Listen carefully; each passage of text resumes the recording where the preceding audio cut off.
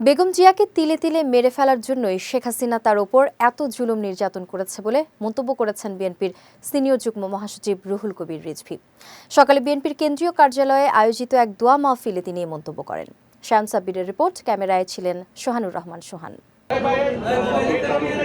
সোমবার সকালে বিএনপির কেন্দ্রীয় কার্যালয়ে বাংলাদেশ জাতীয়তাবাদী রিকশা, ভ্যান ও অটোচালক দলের উদ্যোগে বিএনপির চেয়ারপারসন ও সাবেক প্রধানমন্ত্রী বেগম খালেদা জিয়ার রোগ মুক্তি কামনায় মিলাদ ও দোয়া মাহফিল অনুষ্ঠিত হয়।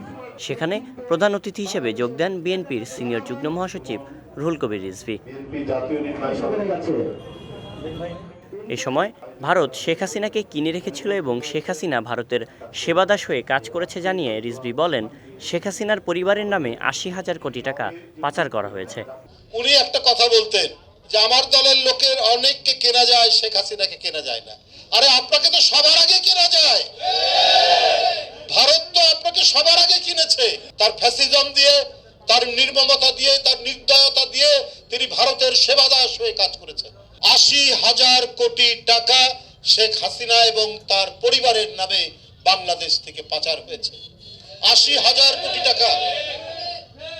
শেখ হাসিনা বেগম জিয়াকে তিলে তিলে মেরে ফেলার জন্যই তার উপর এত জুলুম নির্যাতন করেছে বলেও অভিযোগ করেন তিনি। বেগম জিয়াকে একেবারে তিলে তিলে শেষ করে দিতে হবে। কি হলো?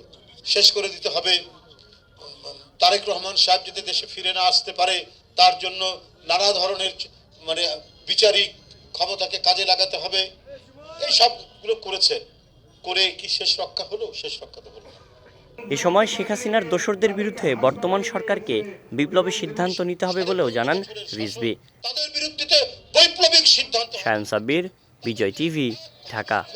এক কলমের খোঁচায় তাদেরকে আপনার জঞ্জাল মুক্ত করা উচিত ছিল।